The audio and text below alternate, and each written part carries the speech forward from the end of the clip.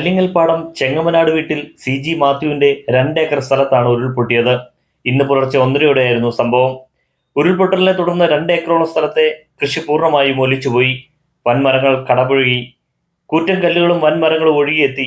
അപകടത്തെ തുടർന്ന് പുതിയ വെള്ളച്ചാൽ രൂപപ്പെട്ടു.